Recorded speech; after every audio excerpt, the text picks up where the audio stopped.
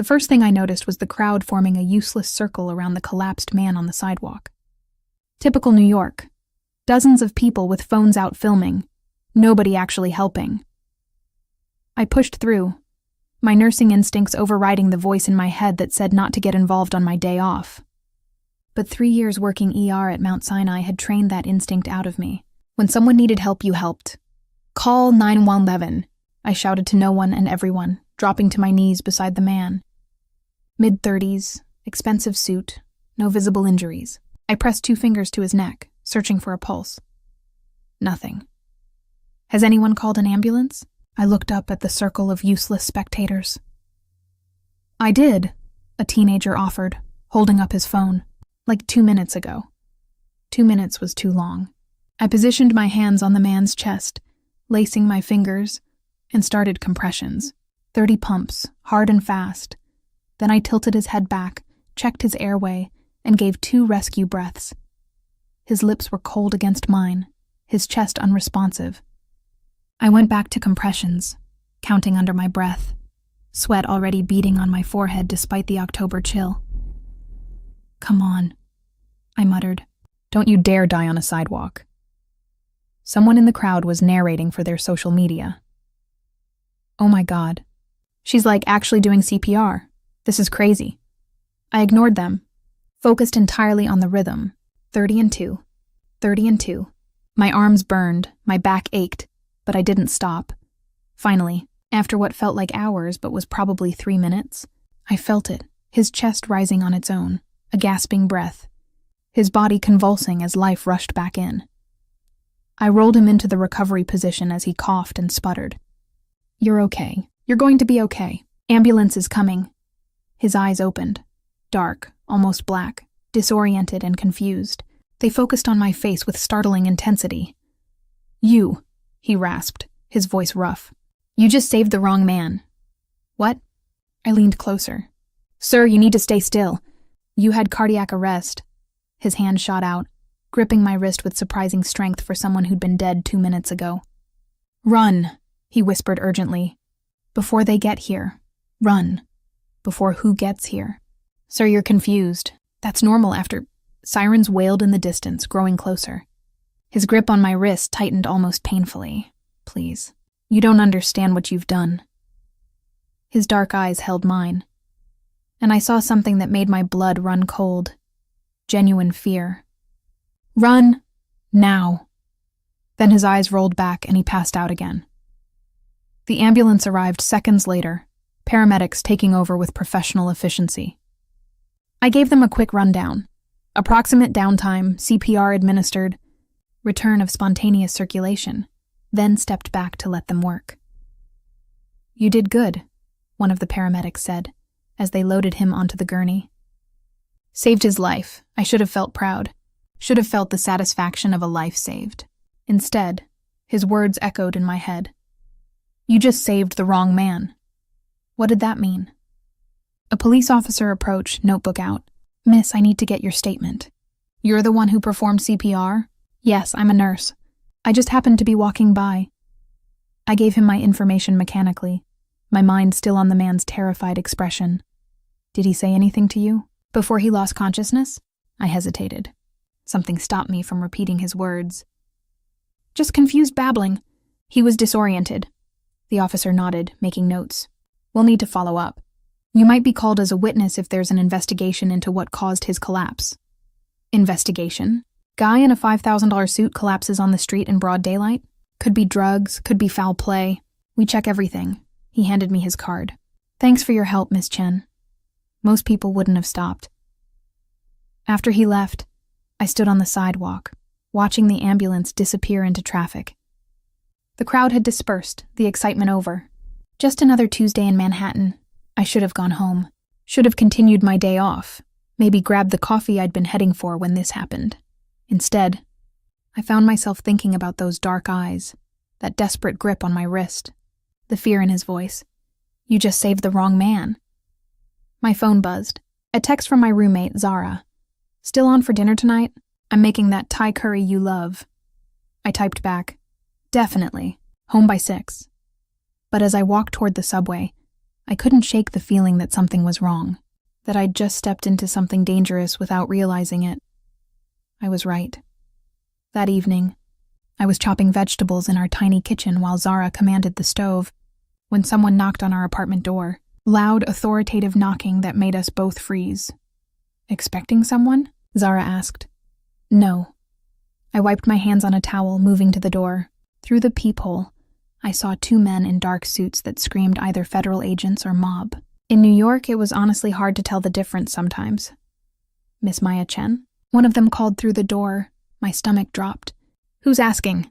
"We need to speak with you about an incident this afternoon." "Please open the door." I looked back at Zara, who mouthed, "Cops?"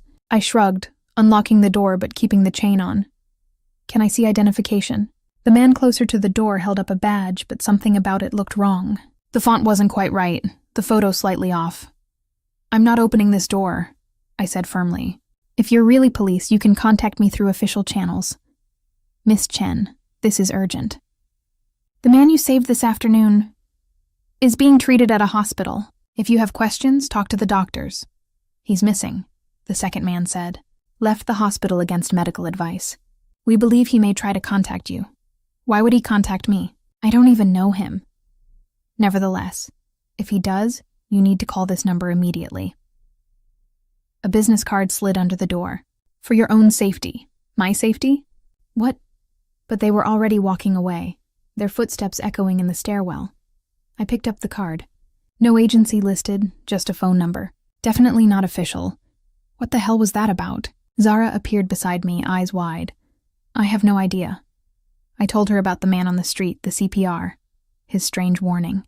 He told me I'd saved the wrong man, that I should run. Okay, that's creepy. And now fake cops are at our door? Zara grabbed her phone.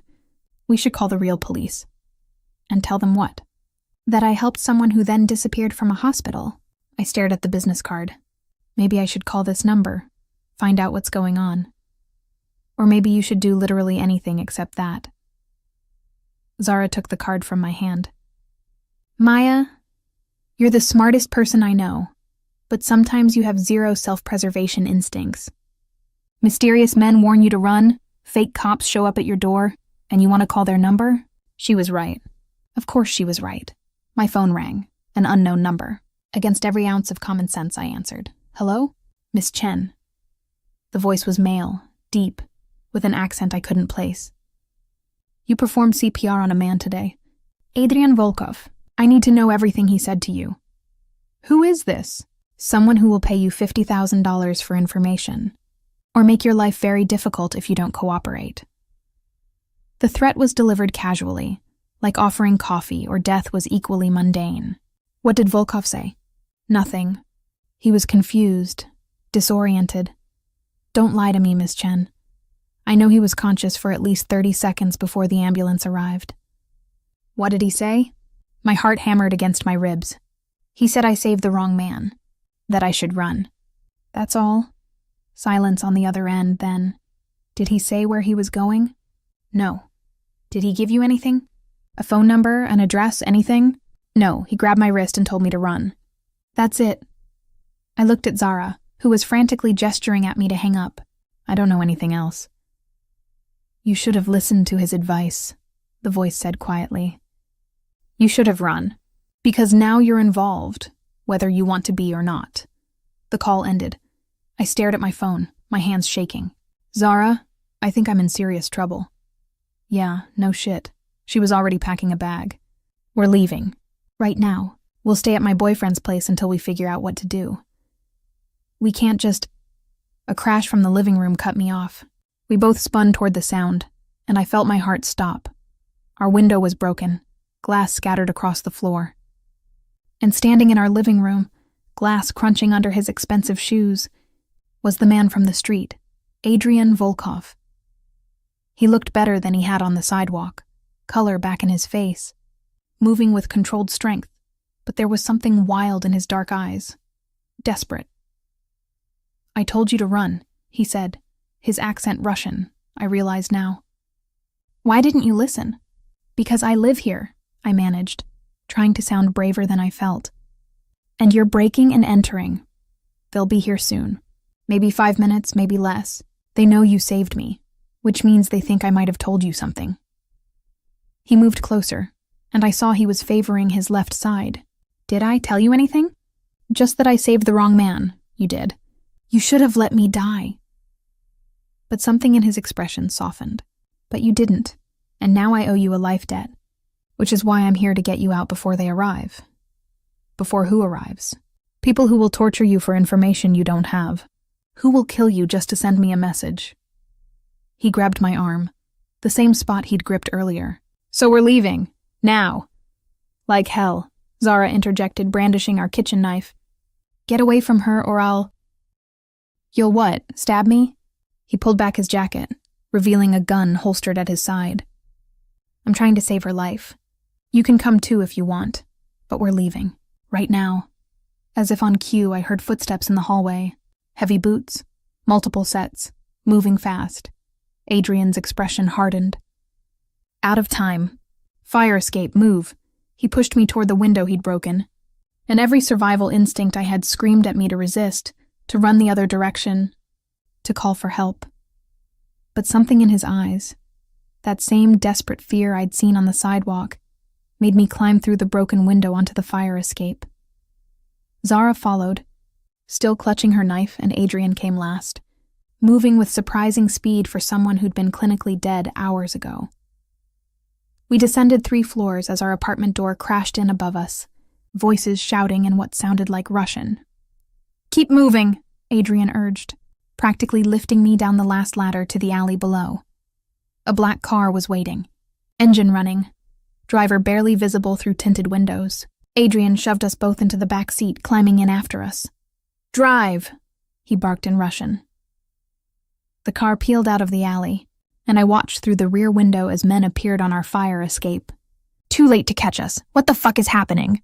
Zara demanded, still holding her knife. Adrian was on his phone, speaking rapid Russian. When he finished, he turned to us, and I saw exhaustion and pain breaking through his controlled facade.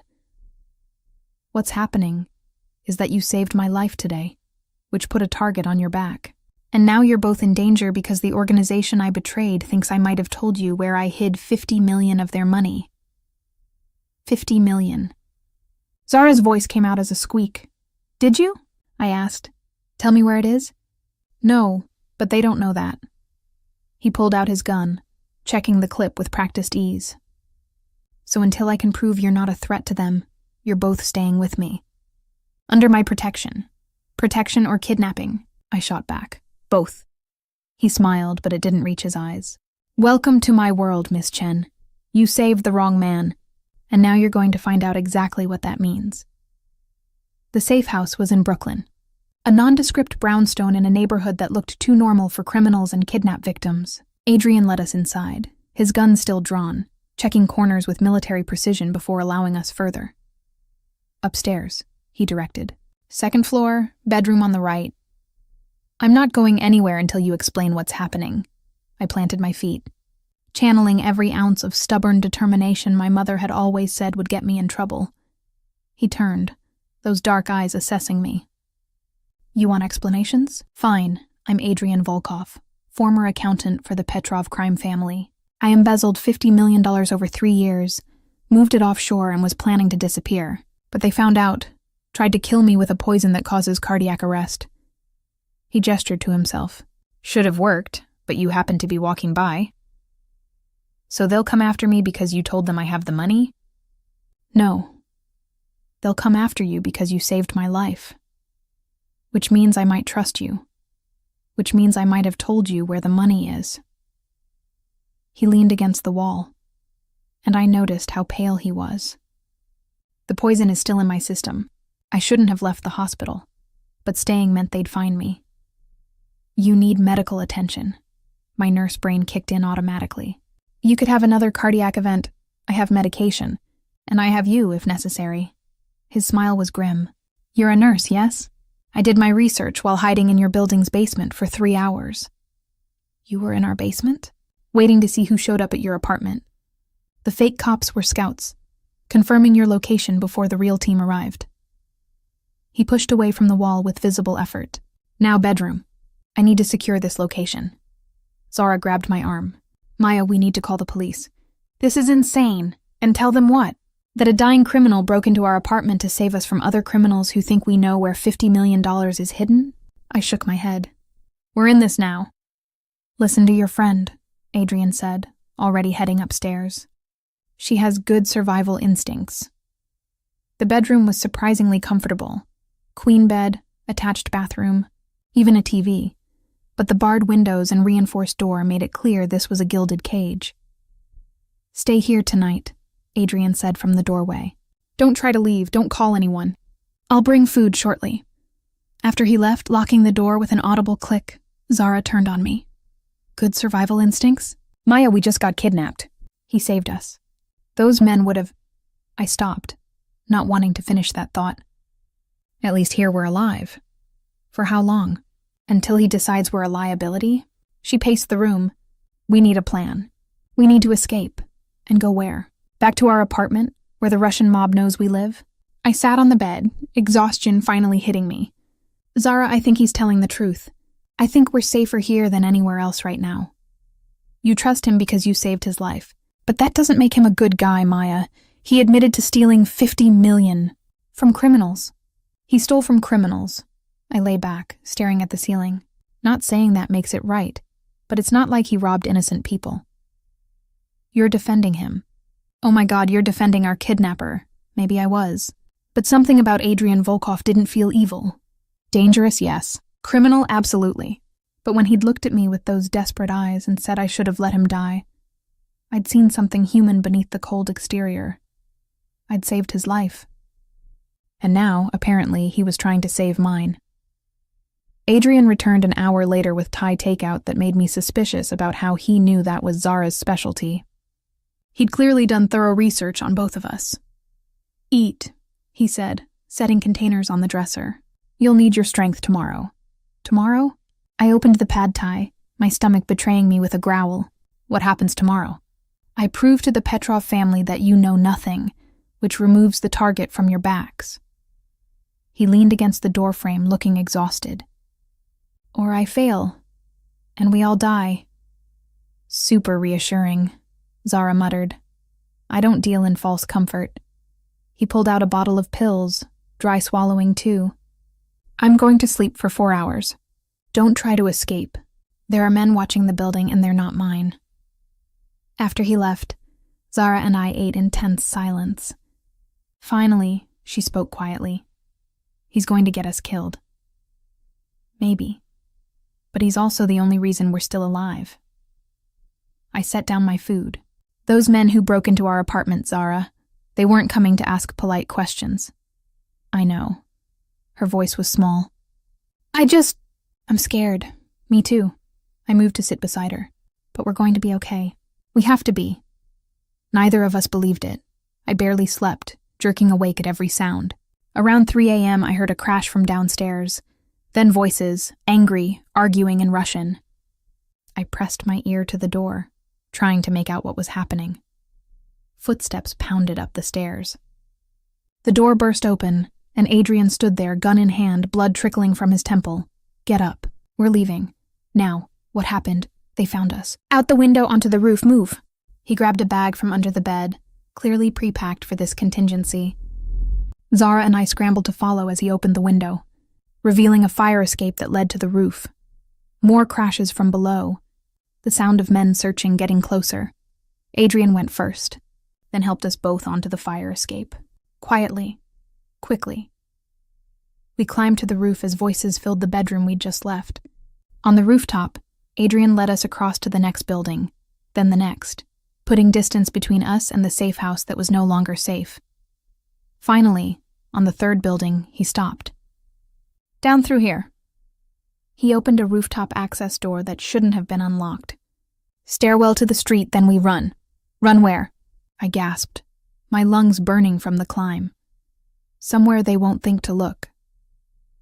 His dark eyes met mine. Trust me, I did. God help me, I did. We emerged on a different street, the pre-dawn darkness hiding us as we hurried to another waiting car. How many did he have staged around the city? This time, he drove, taking turns seemingly at random, constantly checking mirrors. In the back seat, Zara gripped my hand so hard it hurt. "Where are we going?" I asked. "Queens. I have a place there, more secure." He glanced at me in the rearview mirror. "How are you with needles?" "I'm a nurse. Why?" "Because I need you to start an IV. The poison is progressing faster than expected." He pulled into an underground garage, the door closing behind us with finality. "And I need to stay conscious long enough to fix the situation." The Queen's safe house was better equipped. Medical supplies, communications equipment, enough food for weeks. Adrian led us to a bedroom that had clearly been set up as a medical space, complete with a hospital bed and monitoring equipment. "In the cabinet, you'll find everything you need." He sat on the bed, already rolling up his sleeve. "I need fluids, electrolytes, and there's an antidote that should counteract the remaining poison." My hands shook as I gathered supplies, but years of nursing training steadied me. I inserted the IV with practiced efficiency, hanging the fluids, checking his vitals. His pulse was weak, irregular. Blood pressure too low. He was in worse shape than he'd let on. "You should be in a hospital," I said, injecting the antidote he'd indicated. "Hospital equals death warrant." His eyes were starting to glaze. "Maya, listen carefully. In my jacket pocket, there's a phone. Encrypted. If something happens to me, if I don't wake up, call the only number programmed. Tell them where the money is." "I don't know where it is." "Yes, you do. I told you on the street." His breathing was becoming labored. "Think about what I said." My exact words. I replayed the moment, his hand gripping my wrist, those desperate eyes, his raspy voice saying, "What exactly?" "You said I saved the wrong man, that I should run." "Before that." "Right before." His eyes locked on mine with intense focus. "What did I say, Maya?" I closed my eyes, trying to remember through the chaos and fear. He'd opened his eyes, looked at me, and said, "You said you." My eyes flew open. "Just you." But it sounded like, "Oh my God, you?" He smiled weakly. "Offshore account, numbered. The number is you. Your birthday, social security number, nursing license number, all public information. I memorized them while researching you." "You hid $50 million in an account numbered after my personal information?" "Insurance policy. If I died, if something happened, the money would eventually find its way to you. You saved my life. You earned it." His eyes were closing. "Phone. Call if I don't wake up. Tell them the account numbers. They'll protect you. Who will protect me?" But he was unconscious, his vitals still weak but stabilizing. I adjusted the IV drip, monitoring his heart rate, falling into the familiar routine of patient care. Zara appeared with coffee. "Is he going to make it?" "I don't know. The antidote is working, but there's already been significant cardiac damage." I took the coffee gratefully. "He's been operating on adrenaline and spite for the last 12 hours. And now he's told you where the money is." She sat beside me. "Which makes you even more of a target." "I know." I pulled out the encrypted phone. One number programmed, labeled simply L. "He said to call if something happens. That they'll protect us." "They who?" "No idea. But we're about to find out." Adrian didn't wake for 6 hours. During that time, I kept his IV running, monitored his vitals, and tried not to think about the fact that I was nursing a criminal who dragged us into his dangerous world. When he finally opened his eyes, the first thing he said was, "You're still here." Where else would I be? "You're my patient." I helped him sit up slowly. "The antidote is working. Your heart rhythm is stabilizing. Lucky for me, you're competent." He accepted water gratefully. "Did you call?" "No, you're alive." I pulled out the phone anyway. "Who is Elle?" "My sister. Former Interpol agent, now private security." He took the phone, typing a message. "She's been helping me plan this for 3 years. She'll take over if I can't finish what I started." "Which is what exactly?" "Bringing down the Petrov family. The $50 million is evidence as much as theft. Every transaction tracked, documented, connected to specific crimes." He met my eyes. "I'm not just a thief, Maya. I'm a whistleblower. And you just became part of the most important case against organized crime in a decade." Adrian's sister arrived 6 hours later, appearing without warning in the Queen's safe house like a ghost materializing through walls.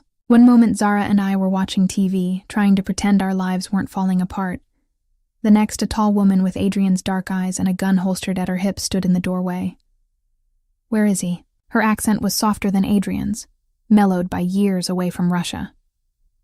"Bedroom. Sleeping." I stood, positioning myself between her and the medical room. "He's recovering from cardiac arrest and poisoning. He needs rest." She studied me with an intensity that rivaled her brother's. "You're the nurse. Maya Chen. You saved his life. Yes. Then I owe you my brother." "That's no small debt." She extended her hand. "Lena Volkova. And before you ask, yes, I was Interpol. Now I'm freelance." I shook her hand, finding her grip firm and confident. "Your brother said you've been helping him for 3 years. Helping him stay alive while he gathered evidence." She moved past me toward the bedroom. "The Petrov family has killed for less than what he's done. The fact that he's survived this long is a miracle." I followed her, watching as she checked Adrian's vitals with professional efficiency. She'd clearly had medical training. "His heart rhythm is still irregular," she observed. "How long since the antidote?" 8 hours. I've been monitoring him continuously." "Good." She turned to face me fully. "My brother tells me he gave you the account information. That makes you extremely valuable and extremely vulnerable. I didn't ask for this. No one ever does. But here we are." She pulled out a tablet, bringing up files. "I need to know exactly what Adrian told you. Every word, every detail." I recounted the conversation, watching her expression remain neutral as I explained the account numbers hidden in my personal information. "Clever," she murmured. "Very Adrian. He always did think 10 steps ahead." She closed the tablet. "Here's the situation. The Petrov family knows you saved him. They've put out word that anyone who brings them information about you gets $100,000. Anyone who brings them you gets $500,000. My stomach dropped. $500,000 for me? You're worth more than the money at this point. Your leverage against Adrian." She leaned against the wall. "Which is why you're staying here, under guard, until we neutralize the threat." "How do you neutralize the Russian mob?" "By giving federal prosecutors everything they need to dismantle the organization. RICO charges, money laundering, murder, human trafficking. Adrian documented it all." Her expression hardened. "But we need the financial records to make the charges stick. Which means accessing that account without the Petrovs intercepting the transfer. Can't you just give the prosecutors the information? Tell them where the money is? We need the actual files." Adrian encrypted them, hid them in the account itself. Only someone with the full account number can access them. She looked at me significantly. "Someone like you. You want me to log into a bank account with 50 million and download files that will bring down the Russian mob?" I laughed, but it came out slightly hysterical. "I'm a nurse. I treat sick people. I don't do international crime fighting. You do now, because those files are the only thing keeping you and your friend alive." Lena pulled up another screen. "Look at this. Security footage from a cafe 2 blocks from your old apartment. That's Viktor Petrov, the youngest son. And that woman he's talking to? She's asking about you." I stared at the grainy footage, watching a cold-faced man in an expensive coat receiving information about my life from a woman I'd never seen before. "They're building a profile," Lena continued. "Your routines, your friends, your family. They'll use all of it to find you, unless we move first." From the bedroom, Adrian's voice called out weakly. "Stop scaring her, Lena. She's already traumatized." His sister rolled her eyes but moved toward the medical room, me following. Adrian was sitting up, color slowly returning to his face, though he still looked like death warmed over. "You look terrible," Lena observed. "You always know how to make a man feel special." He gestured for water, which I provided. "Did you explain the situation?" "I'm explaining why Maya needs to access the account." "She doesn't." Adrian's eyes met mine. "I can do it. Once I'm recovered." "If you live that long," Lena interrupted. "Viktor Petrov has a team sweeping every hospital, clinic, and safe house in the 5 boroughs.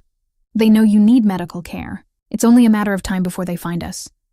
Then we move again. Adrian, you can barely sit up. You're not moving anywhere for at least 24 hours." She turned to me.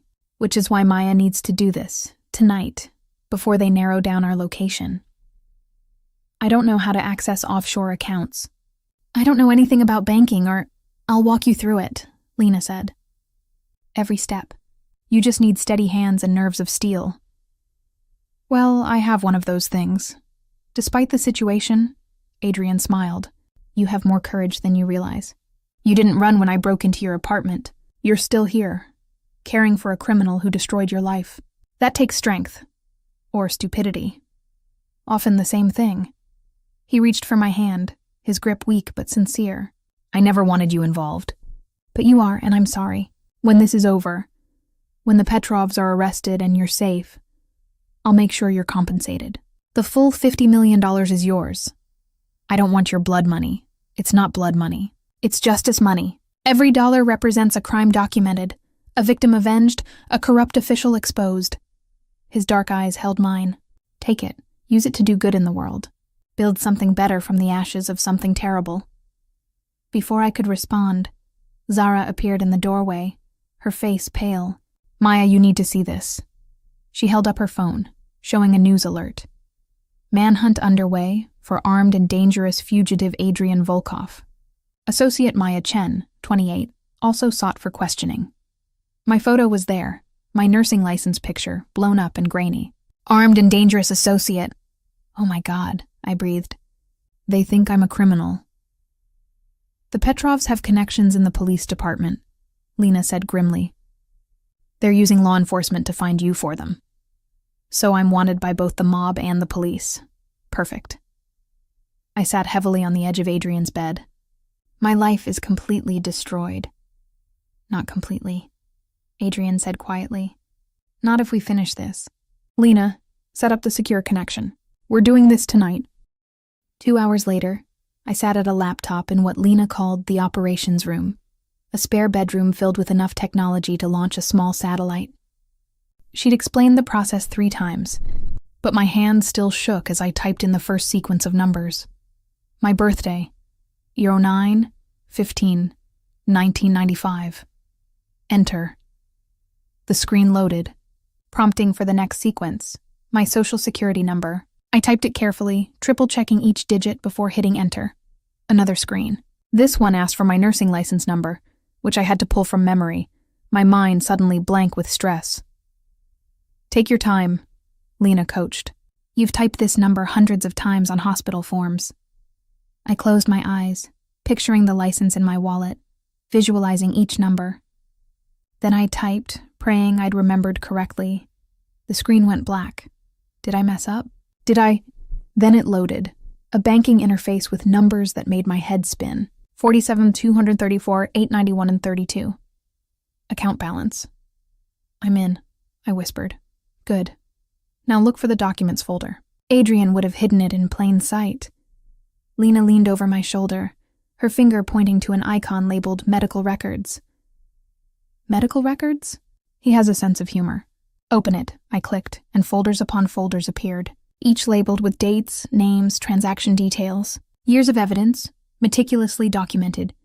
Start the download, Lena instructed, inserting an encrypted drive. This will take about 20 minutes. Once it's done, we'll send copies to the FBI, the Treasury Department, and 3 major news outlets simultaneously. And then the Petrov family has bigger problems than hunting you. They'll be too busy trying to avoid federal prison. The download began, a progress bar crawling across the screen with agonizing slowness. Lena stood guard at the door, her hand resting on her gun. In the medical room, Adrian rested but remained conscious, monitoring police scanners for any sign they'd been located. 15 minutes in, the power went out.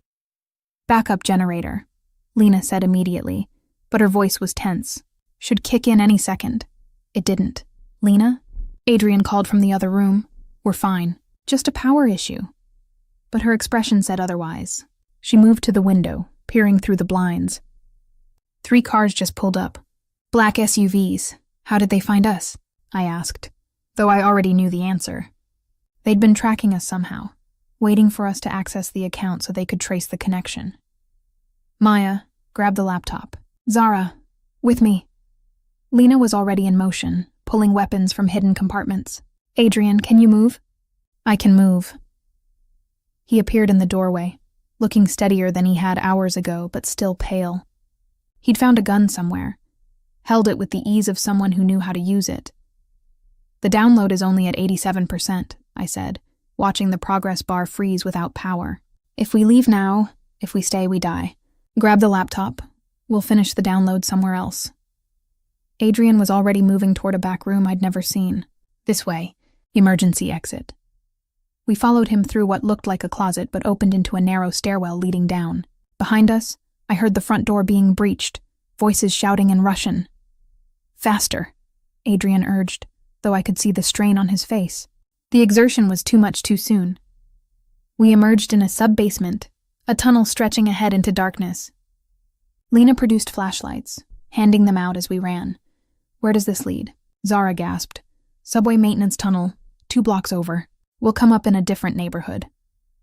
Adrian was breathing hard, his hand pressed to his chest. Behind us, footsteps echoed in the stairwell. They'd found the escape route. Keep moving, Lena commanded, bringing up the rear, her gun trained on the tunnel behind us. We ran through darkness. The laptop clutched to my chest, Zara's hand gripping mine. Adrian stumbled, and I caught him, feeling his heart racing dangerously fast beneath my palm. You need to rest. No time. He pushed forward, but I could see he was fading fast. Gunshots rang out, deafeningly loud in the confined space. Lena returned fire, her shots precise and controlled. Go, she shouted. I'll hold them off. Lena, no. Adrian tried to turn back. Protect the evidence. Protect her. Lena fired again, and I heard a body drop behind us. Go! Adrian hesitated only a second before pulling me forward. We ran, leaving his sister to face however many men were chasing us, the sound of gunfire echoing through the tunnel like thunder. Finally, we reached a ladder leading up. Adrian climbed first, his movements slow and pained, then pulled us up into a maintenance closet. We emerged in a subway station, commuters flowing past, oblivious to the 3 people who'd just escaped through a service entrance. Blend in, Adrian directed, tucking his gun away. Walk normally. We're just 3 people heading home from work. But I couldn't stop looking back, waiting for Lena to emerge from that closet. She never did. We ended up in a cheap motel in Newark, the kind that rented rooms by the hour and didn't ask questions. Adrian paid cash, his hand shaking as he passed bills to the disinterested clerk.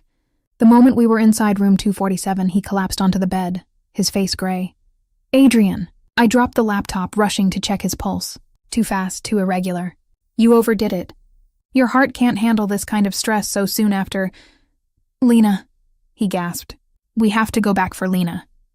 She told us to run. She was covering our escape. I pulled out the medical supplies we'd grabbed. Let me start another IV. You're dehydrated and your electrolytes are... My sister could be dead because of me. He tried to sit up, but his body wasn't cooperating. I should have stayed. I should have fought with her. You would have died. We all would have. I inserted the IV with practiced efficiency, my nurse training overriding my own fear and grief. She made a choice. Honor it by staying alive. Zara had the laptop open, her fingers flying across keys. The download stopped at 87%. Can we restart it from here? Not without power and a secure connection, Adrian said weakly. We need to find another safe house, somewhere with proper equipment. Every safe house you have is compromised, I pointed out. They found the Queen's location. They'll find anywhere else you've prepared. Then we go somewhere I haven't prepared, somewhere they won't think to look. His dark eyes found mine. Maya, where would you go if you needed to disappear?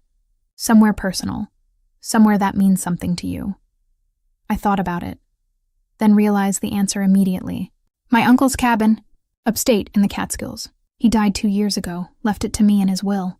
I've never even been there, just paid the property taxes through my lawyer. Perfect. Obscure connection, rural location, probably has power and internet. Adrian struggled to sit up. How far? 2 hours? Maybe 3? I checked my phone, then remembered I'd left it behind at the Queen's safe house, along with everything that could be traced. We'll need a car. I can get us a car, Zara said quietly. She'd been silent since escaping the tunnel, her face pale, her hands shaking. My boyfriend Chris, he has a car. I can call him, ask him to meet us. No calls, Adrian said immediately. They're monitoring everyone connected to you. Friends, family, coworkers, anyone you might reach out to. Then what? We steal a car? Zara's voice was rising, stress finally breaking through. We're not criminals, Adrian. We're just normal people who got dragged into your mess. I know. His voice was soft, genuinely regretful. I know, and I'm sorry. If I could undo it. If I could have died on that sidewalk and left you both safe. But you didn't die, I interrupted. And we're here and we need to deal with reality. So how do we get a car without getting caught? Adrian was quiet for a moment, then... We rent one. Different name, different location.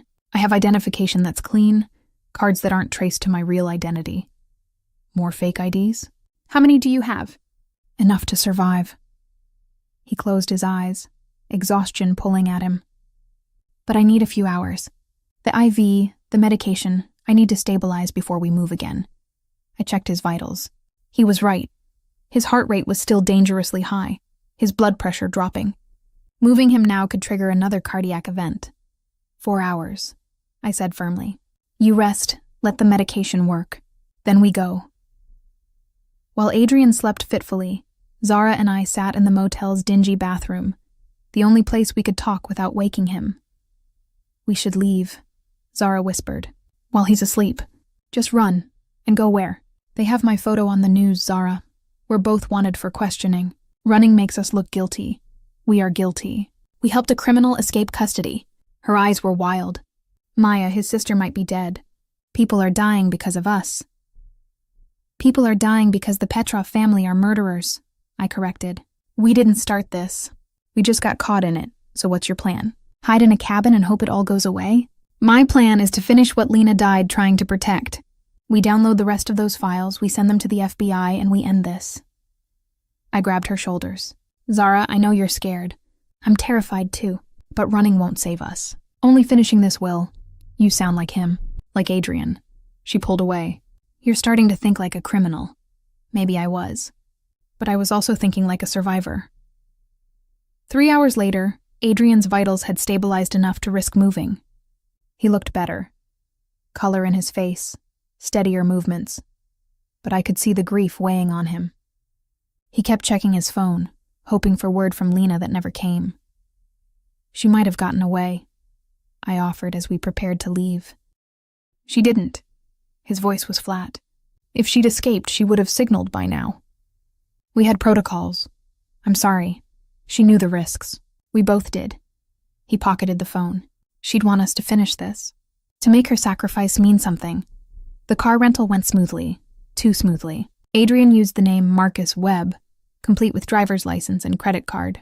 The clerk barely looked at him, more interested in her phone than the transaction. We drove north as the sun set, taking back roads to avoid tolls and traffic cameras. Adrian insisted on driving despite my protests, his hands steady on the wheel, his eyes constantly checking mirrors. Tell me about your uncle, he said after an hour of silence. The one who left you the cabin. Uncle James. My mom's brother. He was kind of the family eccentric, lived alone in the mountains, painted watercolors, taught himself carpentry. I smiled at the memory. He used to send me postcards from random places, always with some weird philosophical quote on them. Sounds like a good man. He was. When I came out to my parents as bi, he was the only one who didn't make it weird. Just sent me a postcard that said, "Love is love is love," with a rainbow he'd painted. My throat tightened. He died of a stroke, alone in that cabin. They didn't find him for 3 days. And you inherited it but never visited? Couldn't face it. Kept meaning to, but work was always too busy. And then David happened and... I trailed off. I guess I was afraid of seeing the place he loved empty. Maybe it won't feel empty, Adrian said quietly. Maybe it will feel like he's still there, in the walls and the trees, waiting to meet you finally. The sentiment, coming from a man who'd killed someone in cold blood just days ago, caught me off guard. That's surprisingly poetic for a criminal. I read a lot in prison. Dostoevsky, Tolstoy, Nabokov. The Russians understand suffering and redemption better than anyone. He glanced at me. You think I'm just a criminal, a bad man who corrupted 2 innocent women? I think you're complicated. That's generous. A pause. For what it's worth, I didn't start out planning to become this. I was just an accountant who noticed discrepancies, money disappearing, bodies piling up, and no one doing anything because the Petrovs own half the police department. His hands tightened on the wheel. I tried going through proper channels. I reported what I found. Know what happened? Nothing? Worse than nothing. The detective I reported to was on Petrov's payroll. They came after my family. Killed my parents, tortured my sister. She survived, but she was never the same. He was quiet for a moment, so I decided if the law wouldn't stop them, I would. I went to work for them directly, gained their trust, and spent 3 years documenting every crime, every payoff, every murder, building a case that even corrupt officials couldn't ignore, and stealing $50 million in the process. That part was personal. They took my family, I took their money. He smiled grimly. I'm not a hero, Maya, but I'm not a monster either. I'm just a man who decided he'd rather die fighting than live in fear. We reached the cabin around 11 p.m. It was exactly as I'd imagined. Small, weathered, surrounded by tall pines, with a stream audible in the distance. Uncle James had chosen his isolation well. The key was where my lawyer said it would be, under a rock shaped like a turtle near the porch. Inside, dust covered everything, but the bones of the place were solid. Wood-burning stove, comfortable furniture, walls lined with my uncle's paintings. It's perfect, Adrian said, immediately assessing security. Windows, doors, sightlines. Remote, defensible, and they'd never think to look here. While he and Zara set up the laptop, I explored. My uncle's presence was everywhere. In the book stacked by his reading chair, the half-finished painting on an easel, even a coffee mug still sitting in the sink. I found myself crying, finally allowing the grief and fear and exhaustion of the past few days to surface. I'd been so focused on survival that I hadn't processed what had happened. The murder I'd witnessed, the flight through dark tunnels, Lena's sacrifice, my normal life destroyed completely. Maya? Adrian's voice was soft behind me. We have power and internet. We can restart the download. I wiped my eyes, turning to face him. And then what? We send the files and hope the FBI moves fast enough to arrest them before they find us. We send the files, we call the media, we make so much noise that the Petrovs can't silence us without drawing more attention. He moved closer. And then, if we survive, you get to decide what happens next. You can testify, help put them away, or you can disappear, take the money, build a new life somewhere they'll never find you. What about you? I'm already dead, Maya. The moment I stole from them, my life ended. I'm just making sure my death means something. He reached out, gently wiping a tear from my cheek. But you? You have a future. A real one. I'll make sure of it. How? By dying to protect me? If necessary. His dark eyes held mine. You saved my life. The least I can do is ensure yours is worth living. Before I could respond, Zara called from the main room. Downloads at 93%. Should finish in 10 minutes. 10 minutes. 10 minutes until we had everything we needed to bring down the Petrov family. 10 minutes until my life changed forever, one way or another. Adrian squeezed my shoulder, then went to monitor the download. I stood alone in my uncle's kitchen, surrounded by memories of a man who'd chosen solitude over compromise, peace over profit. I wondered what he'd think of his niece now, harboring criminals and planning to expose the Russian mob. Would he be proud? Horrified? Through the window, I saw car headlights in the distance, moving slowly up the mountain road. Too slowly, too carefully. Adrian, I called, my voice sharp with fear. We have company. He was beside me in seconds, his gun already drawn. We watched as 3 black SUVs emerged from the tree line, surrounding the cabin with military precision. How? Zara breathed. How did they find us? The download, Adrian said grimly. They must have been monitoring for any attempt to access the account again. Trace the connection. He checked his gun. Downloads at 97%. We need 3 more minutes. We don't have 3 minutes. I could see men emerging from the vehicles, at least a dozen of them, all armed. Then we make 3 minutes. He turned to us. Upstairs. There's an attic access. Hide there until it's over. Over. Adrian, there's 12 of them and 1 of you. 2. Zara appeared with a rifle she'd found in my uncle's closet. I grew up in rural Pennsylvania. I know how to shoot. Absolutely not. I started. Maya, get the laptop. Get upstairs. Let us buy you time to finish the download. Adrian's voice left no room for argument. This is what Lena died for. Don't let it be for nothing. Outside, a megaphone crackled to life. Adrian Volkov! Send out the women and we'll let you die quickly. Comforting offer, Adrian muttered. Then to me, go, now. I'm not leaving you. You are. Because you're the only one who can finish this. The files, the evidence, getting it to the right people. That's your job now. He gripped my shoulders. Please, Maya. Let me die for something that matters. Tears streamed down my face, but I took the laptop. Don't you dare die, Adrian Volkov. You promised to make sure my life was worth living. You can't do that if you're dead. Something softened in his eyes, a moment of genuine emotion breaking through. Then I'll try very hard to survive. I ran upstairs as the first shots shattered the front windows. The attic was cramped, dusty, and filled with boxes of my uncle's belongings that I'd never sorted through. I wedged myself between stacks of old paintings and focused on the laptop screen, the download crawling toward completion while gunfire erupted below. 8%. I heard Adrian shouting in Russian, his voice strong despite everything. Zara's rifle cracked 3 times in quick succession. Return fire punched through walls, splintering wood and shattering glass. 9%. My hands shook so badly I could barely hold the laptop. Any second they'd breach the cabin, overwhelm Adrian and Zara, find me hiding in the attic like a coward while 2 people died protecting me. 100%. Download complete. I immediately started uploading to the cloud storage Lena had set up, copying files to 3 different servers simultaneously. The upload would take at least 5 minutes. 5 minutes I had to stay alive. Below, something exploded. A flashbang or grenade, I couldn't tell. The concussion shook the entire cabin, dust raining from the attic rafters. More gunfire, closer now. They were inside, Adrian's voice hoarse.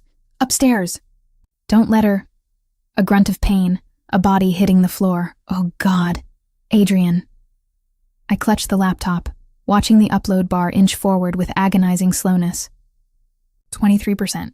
I needed to survive 3 more minutes. Just 3 more minutes. Footsteps pounded on the stairs below. Men speaking Russian, coordinating their search. They'd find the attic access any second. The laptop screen showed 47% uploaded. Not enough. Not nearly enough. I looked around desperately for somewhere to hide the laptop, somewhere they wouldn't immediately find it. My eyes landed on my uncle's painting supplies, stored in a wooden crate. Quickly, I buried the laptop under paint-stained tarps, propping one of Uncle's unfinished canvases in front of it. From a distance, it would look like random storage, nothing important. The attic door creaked open below. I pressed myself behind a stack of boxes, making myself as small as possible. A man's head appeared through the opening, flashlight sweeping the space. He spotted me immediately. Nasholio, founder. He hauled himself into the attic, gun trained on me. He was young, maybe mid-20s, with cold eyes, and the Petrov family tattoos visible on his neck. Maya Chen, he said in accented English. You've caused us much trouble. I didn't do anything. I just saved a man's life. You helped a traitor. That makes you a traitor too. He grabbed my arm, yanking me toward the opening. Mr. Petrov wants to speak with you before you die. He pushed me down the ladder roughly. I stumbled into the hallway to find the cabin destroyed. Bullet holes in every wall, blood on the floor, furniture overturned. 3 bodies lay sprawled in the main room. Petrov's men, taken down by Adrian and Zara before they were overwhelmed. Zara sat tied to a chair, blood streaming from a cut above her eye, but alive.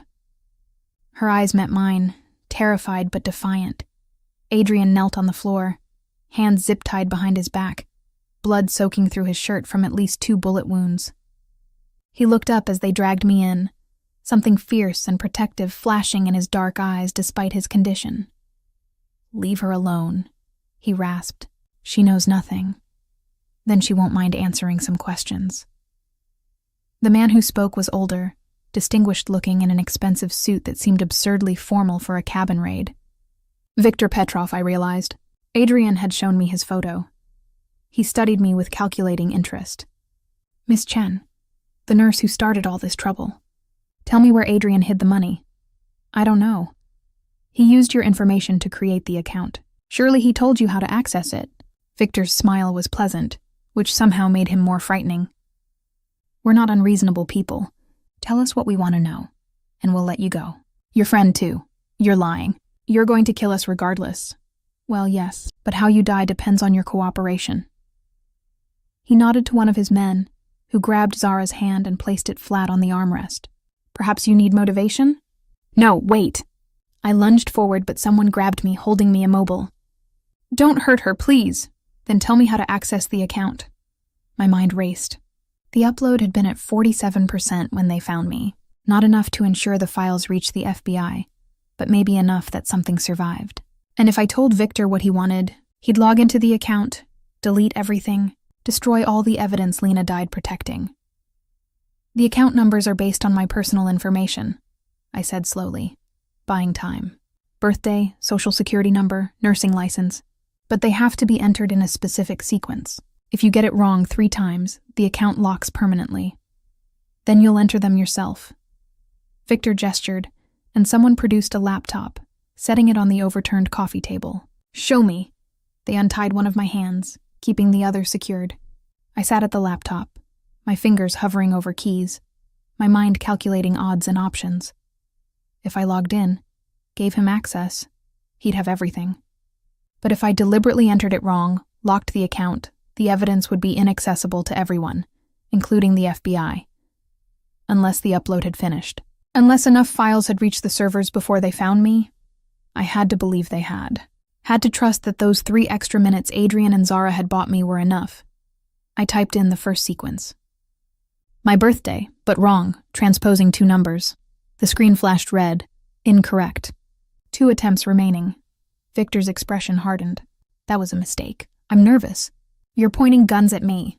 I let my voice shake, which wasn't difficult. Let me try again. You have 1 more mistake before I start removing your friend's fingers. Choose carefully. I typed again, this time entering my actual birthday, but using the wrong social security number for the second sequence. Red screen.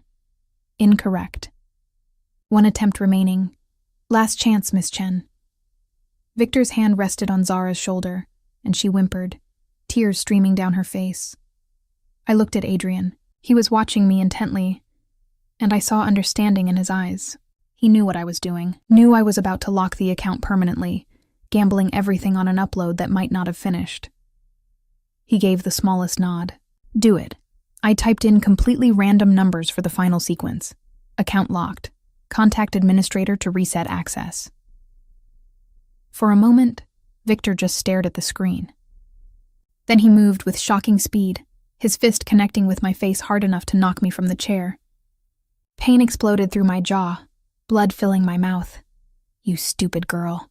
Do you have any idea what you've done? Protected evidence that will put you in prison. I spat blood, my head ringing. Files are already uploaded. Already sent to the FBI Treasury Department, 3 major newspapers. You're finished. You're bluffing. Am I? I forced myself to smile through the pain. Check your accounts. Your shell corporations. Everything Adrian documented is in federal hands by now. You came here for nothing. Victor's face went white, then red with rage. He grabbed his phone, barking orders in Russian. One of his men rushed to a laptop, typing frantically. Minutes passed. Victor's expression grew darker with each passing second. Sir, his tech person said quietly, the files have been sent. Multiple locations, multiple recipients. It's everywhere. Delete them. By the journalists, threaten the FBI contacts. Sir, it's already public. Someone posted the files to WikiLeaks. They're downloading them everywhere. We can't contain it. Victor went completely still. Then he turned to Adrian, pulling out a gun. This is your fault. All of it. He pressed the gun to Adrian's head. You destroyed my family's empire. Decades of work, gone. Because you couldn't mind your own business. Your empire was built on murder and slavery, Adrian said calmly, despite the gun at his temple. I just exposed what you really are. And now you'll die knowing it accomplished nothing. Because I'm going to kill everyone you protected, starting with her. Victor swung the gun toward me. Everything happened at once. Adrian threw himself forward despite his zip-tied hands. Shoulder-checking Victor's legs, the gun fired, the bullet passing inches from my head and shattering a window. Zara screamed, and from outside, a megaphone crackled. FBI, this is a raid. Drop your weapons and exit with your hands raised. Victor's men scattered, some running for exits, others raising weapons to fight. Adrian rolled toward me, his shoulder connecting with my legs, knocking me behind the overturned couch as gunfire erupted from multiple directions. Federal agents swarmed through doors and windows, tactical gear and assault rifles overwhelming Petrov's men within seconds. It was chaos, shouting, gunfire, bodies hitting floors, then silence. A female agent appeared, helping me up. Maya Chen? Are you injured? I'm okay. I looked around frantically. My friend Zara and Adrian were securing the scene. Medical is en route. She guided me toward the door. You're safe now. The files. Did you get the files? We got everything. Treasury, FBI, Interpol, NYPD. Everyone's been getting data dumps for the past hour. Biggest leak of organized crime documentation in history. She smiled slightly. You did good. Outside, the scene was surreal. At least 20 federal vehicles, emergency lights painting the forest in red and blue. Paramedics were loading someone into an ambulance, and I recognized Zara's voice protesting that she was fine. Zara! I ran to her, pulling her into a hug despite the paramedics' protests. You're alive. We're alive. Barely. She was shaking, her face pale. Maya, I shot people. I killed someone. I saw him fall and you saved my life. You bought me time to finish the upload. I squeezed her hands. We did it. It's over. But it wasn't over. Not yet. I found Adrian being loaded into a different ambulance, his condition critical. I pushed past agents, climbing in beside the gurney. Miss, you can't... A paramedic started. I'm a nurse, and he's my patient. I looked at Adrian, his eyes barely open. Stay with me. You promised you'd make my life worth living, remember? Did we win? His voice was barely a whisper. We won. Files are everywhere. Victor's arrested. Lena's sacrifice meant something. Good. His hand found mine. Grip weak. Maya, the money. Account's locked, but I have backup access. It's yours, all of it. Use it well. I'll use it to pay your bail. Get you a good lawyer. He smiled, blood on his teeth. Always the optimist. The ambulance doors closed, sirens wailing as we raced toward the hospital. I held his hand the entire way, monitoring his vitals, talking to him about anything and everything to keep him conscious. Why did you do it? I asked. Risk everything to expose them? Because someone had to. His eyes met mine.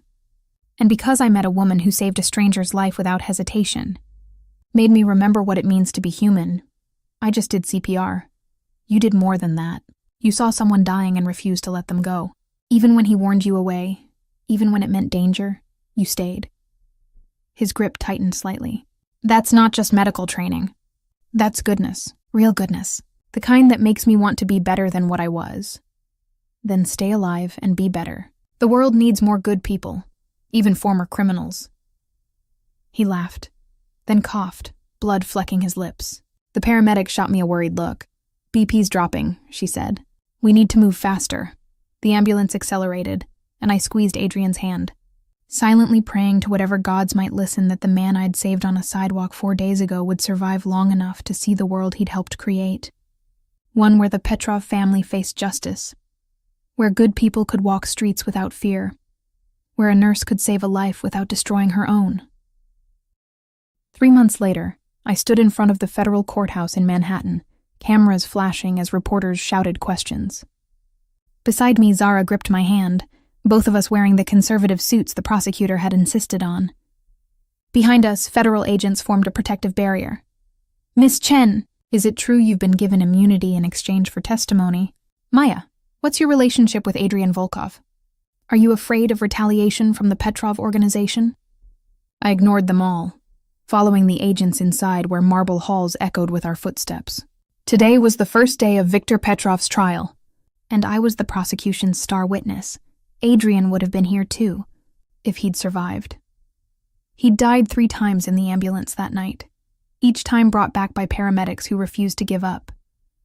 He'd spent 2 weeks in intensive care, hovering between life and death while federal agents stood guard outside his room. I'd been there when he finally woke up, groggy and confused. His first words, "Did they get Victor?" They had. Victor, his father, his brothers, 17 associates, all arrested within 48 hours of the files going public. The evidence Adrian had compiled was overwhelming.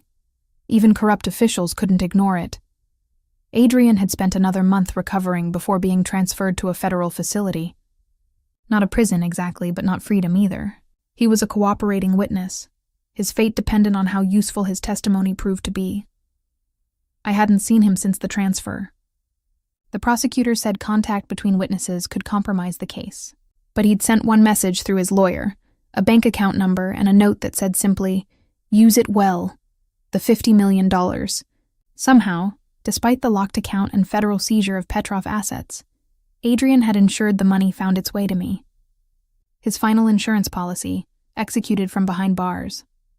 The prosecutor, a sharp woman named Catherine Rodriguez, met us in a conference room. "You both ready? It's going to be intense in there. Defense will try to paint you as accomplices, willing participants in Adrian's schemes. Let them try," Zara said firmly.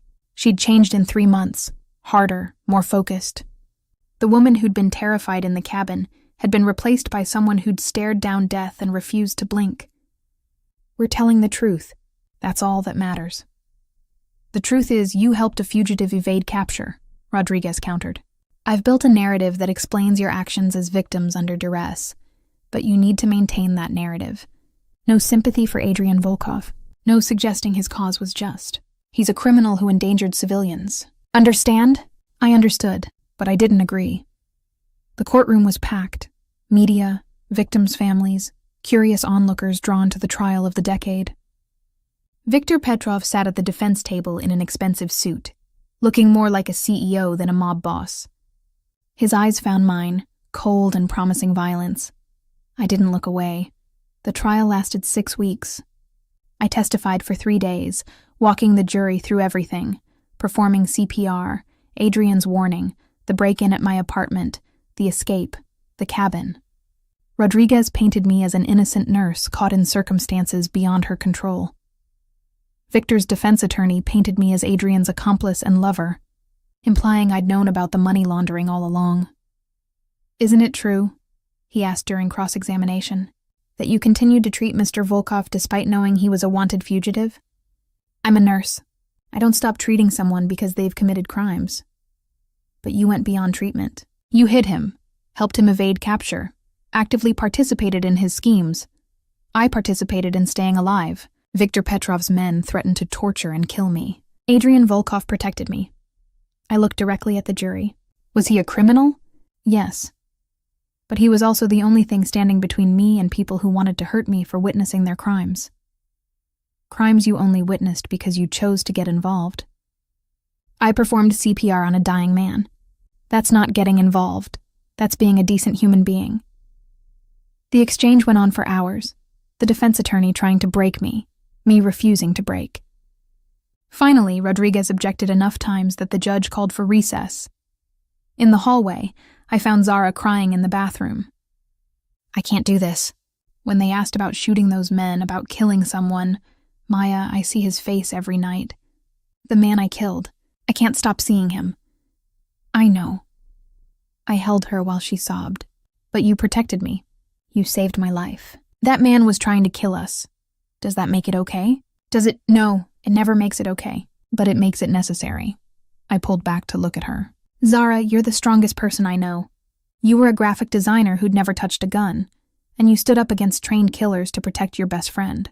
That takes courage I can't even imagine." She wiped her eyes. "They're going to put me on the stand tomorrow. And you're going to tell the truth. That we were ordinary people caught in extraordinary circumstances, who did what we had to do to survive." She did. Her testimony was raw, honest, breaking down multiple times as she described the fear, the violence, the impossible choices we'd faced. The jury was riveted. Victor's defense tried to discredit her, to paint her as a willing participant. But Zara's genuine trauma was impossible to fake. By the time she stepped down, even Victor's lawyer looked uncomfortable. Then came Adrian's testimony, delivered via video link from his secure facility. I hadn't seen him in 3 months, and the change shocked me. He'd lost weight, his face more angular, shadows under his dark eyes. But he was alive, healing. He walked the jury through his 3 years of documentation, explaining each file, each transaction, each crime in meticulous detail. His testimony lasted a week, the defense unable to shake his credibility because every claim was backed by documented evidence. When Rodriguez asked why he'd risked everything to expose the Petrovs, Adrian's answer was simple: because someone had to, and because I met people worth protecting. People who reminded me that not everyone in this world is corrupt. Some people still believe in doing the right thing, even when it costs them everything. His eyes found mine through the video screen, and I felt the weight of his words. He was talking about me, about saving his life, about refusing to abandon him even when it would have been safer. The verdict came down on a Friday afternoon. Guilty on all counts. Viktor Petrov and his associates would spend the rest of their lives in federal prison. The organization their family had built over 3 generations was dismantled, their assets seized, their network destroyed. We'd won. Outside the courthouse, reporters swarmed again. This time, I stopped to make a statement. 3 months ago, I performed CPR on a stranger having cardiac arrest. That decision changed my life in ways I never could have imagined. I witnessed crimes, faced danger, and learned that the world is far more complicated than good guys and bad guys. I took a breath. Adrian Volkov is a criminal. He stole money, broke laws, and put people at risk. But he also exposed an organization responsible for countless deaths, for trafficking, for corruption that reached the highest levels of power. He's not a hero, but he's not a monster either. He's a complicated man who made complicated choices in an impossible situation. So you're defending him? A reporter called out. I'm saying the world isn't black and white. Adrian saved my life. I saved his. And together, we helped bring down people who were truly evil. That has to count for something, later. At the apartment Zara and I had rented in Queens, paid for with a small fraction of the $50 million. Because I'd decided to accept it after all, I finally allowed myself to process everything that had happened. We'd survived. Against all odds, despite impossible circumstances, we'd survived. Zara was seeing a therapist for PTSD, working through the trauma of that night in the cabin. She'd quit her graphic design job and was studying criminal justice, talking about becoming a victim's advocate. If we went through this, she'd said, imagine how many other people get caught in these situations with no support, no resources, no one believing them. I want to help them. I was still nursing, though I'd transferred to a different hospital where my face wasn't instantly recognized. The notoriety had been overwhelming at first, but it was fading. In a few months, I'd be just another ER nurse again, except I had $50 million and the memory of a man who'd trusted me with his entire life's work. I'd put most of the money into a foundation, supporting witness protection, victim services, and programs to help people escape human trafficking. Adrian's blood money transformed into something that actually helped people. The rest I'd kept for myself and Zara. Enough that neither of us would have to worry about rent or student loans or any of the financial stress that had defined our lives before. 6 months after the trial, I received a letter. Prison mail, forwarded through multiple channels for security. Adrian's handwriting, precise and controlled. Maya, by now you've heard I'm being transferred to a minimum security facility in Oregon. Part of my plea deal. Full cooperation in exchange for reduced sentencing and eventual parole eligibility. I'll serve 10 years, maybe 8 with good behavior.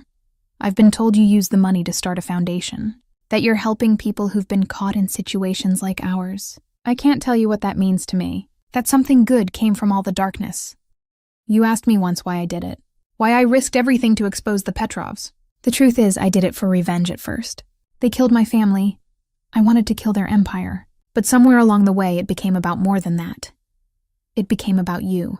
The woman who saved a stranger without hesitation, who chose courage over safety, who protected others even when it endangered herself. You reminded me that goodness exists, that not everyone is corrupt or corrupted. I'm writing to say thank you. For saving my life, yes, but more than that, for saving my soul, for showing me that redemption is possible, that one person can make a difference, and to tell you that when I get out, if I get out, I'd like to help with your foundation. If you'll have me, a criminal trying to make amends, working alongside the woman who taught him what it means to be human. Think about it. You have 8 years to decide. Yours in gratitude, Adrian. I read the letter 3 times, tears streaming down my face. Then I sat down and wrote back, Adrian, 8 years is a long time. A lot will change. I'll change. You'll change. The world will change. But some things won't. I'll still be a nurse, still trying to help people who need it, still believing that everyone deserves a chance at redemption, even criminals who've made terrible choices. When you get out, come find me. We'll talk about the foundation, about the future, about what comes next. I can't promise anything more than that. But I can promise I'll listen. You saved my life too, you know. Not just from the Petrovs, but from a life lived small and scared. You showed me I was braver than I thought, stronger than I believed, capable of more than I imagined. We saved each other. And maybe that's what redemption really is. 2 broken people helping each other become whole. See you in 8 years. Maya, I mailed the letter through the same secure channels, then went to work. There were patients to treat, people to help, a life to live. I'd performed CPR on a stranger on a street, and he'd whispered that I'd saved the wrong man. But he'd been wrong. I'd saved exactly the right man. The one who'd expose corruption, protect the innocent, and remind me that heroes and villains aren't as different as we'd like to believe.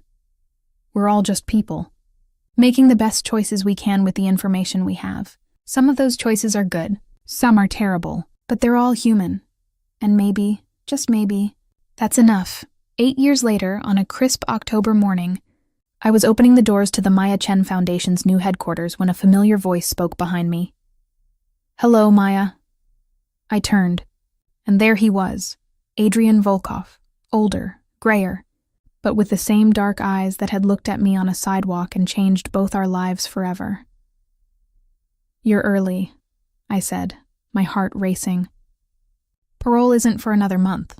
Good behavior. And a very convincing argument from my parole officer about my rehabilitation potential. He smiled, and it reached his eyes this time. I kept my promise. I'm here to help. If you'll have me, I looked at him, ex-criminal, whistleblower, the man who'd saved my life by destroying his own. The man I'd saved right back. Welcome to the team, I said, extending my hand. He took it, his grip warm and sure. Thank you for giving me a second chance. Thank you for earning it. We walked into the building together, ready to help others find their own second chances. 2 people who'd been brought together by a moment of crisis, separated by consequence, reunited by choice. I'd performed CPR on a stranger and saved the wrong man, but in the end, he'd been exactly right.